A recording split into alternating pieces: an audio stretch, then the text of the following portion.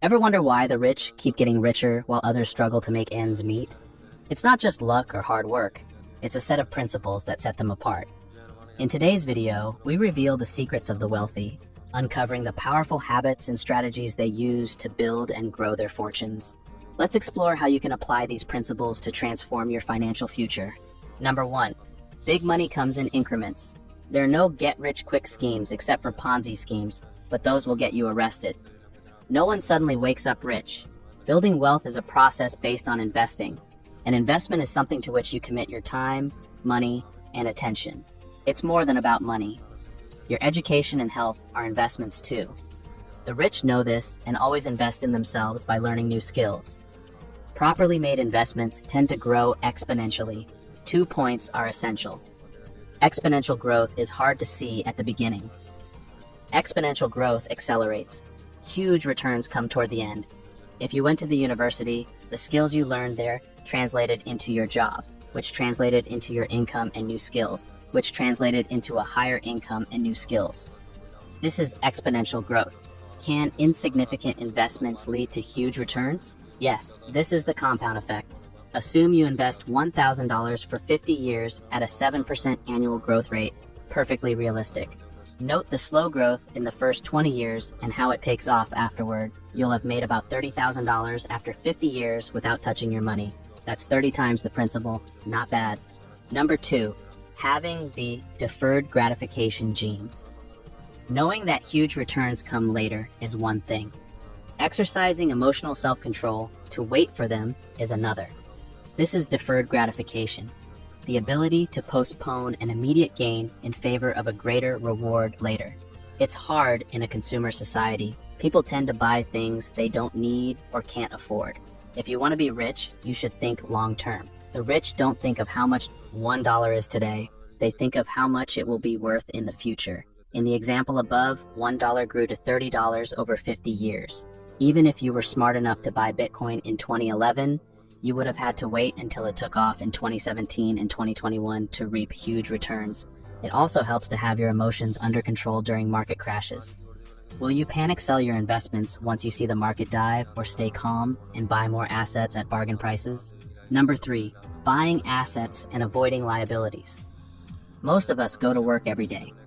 This is equivalent to exchanging our time for money. A lot of people hate their jobs. Yet, they cannot stop working because they will run out of money. They are caught in a rat race for survival. You won't get rich if survival is your priority. The rich know that time is the most valuable asset. This is why they make money work for them, even when they sleep. The key is to buy assets and avoid liabilities. Assets bring you money, while liabilities take money out of your pockets. Start thinking of investing if you haven't already. There are many things you can invest in: real estate, land, stocks, bonds, cryptocurrencies, etc. Historically, the stock market has beaten all other investments. Why? Because the stock market helps distribute corporations' wealth among the population. The US has the largest middle class in the world due to its well-developed financial markets. In 2024, you can build wealth without leaving your apartment or house. Keep in mind that the stock market is rigged to the upside. Number 4, taking calculated risks. The rich know that every investment involves risk. This brings us to your ability to quantify the risk of buying a specific asset. Risk is not abstract. It refers to the probability that you made a mistake in how much your asset will appreciate within a certain time frame. The uncertainty about the effects on your asset price out of your control. You must be able to express risk in numbers when buying an asset.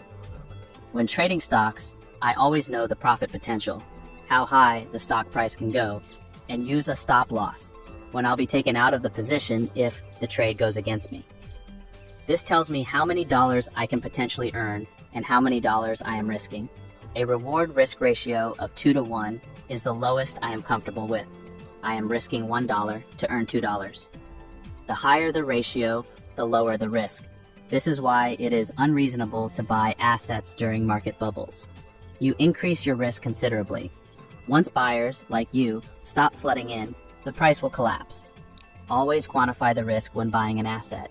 Number 5, money is a means, not an end. The rich are not obsessed with money. Although money can solve almost all conceivable problems, it will not make you happy. We tend to overestimate how happy we will be once we are rich. This is called impact bias in psychology. It is the tendency to overestimate the length or intensity of future emotional states. Don't expect to suddenly get happy once you are rich. First, getting rich is a process. Your emotional state will evolve along the way. You will gradually get accustomed to having more money. Second, money doesn't buy friendship, affection, and love. You must still be an upstanding person. Freedom is the goal, not money. Money will buy you time to do what you want with your life. What would you do if you had enough funds to stop working for money?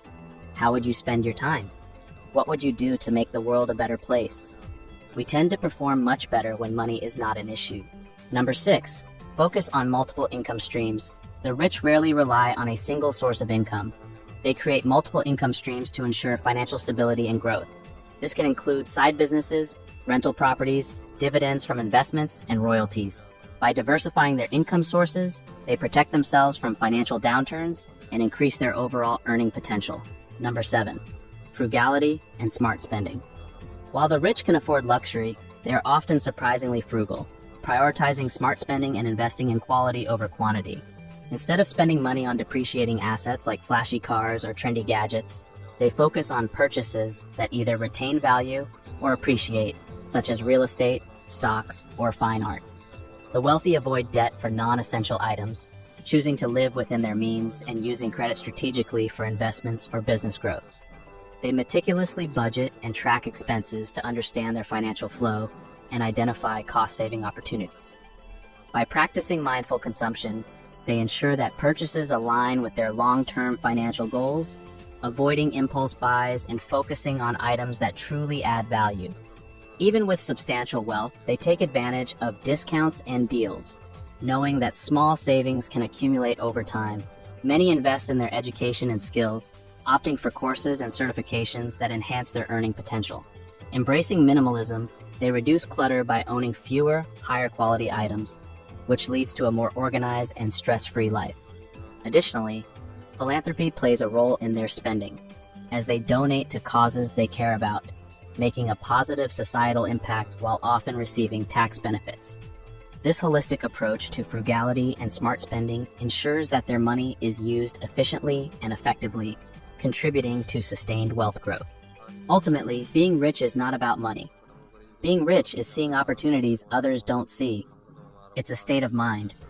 Taking advantage of these opportunities is hugely rewarding. For example, by investing in stocks, you help public companies and the economy grow and earn money along the way. Acquiring the mindset of the rich takes time, but is possible. If you want to be rich, invest in your financial education. You will see the world from a totally new perspective.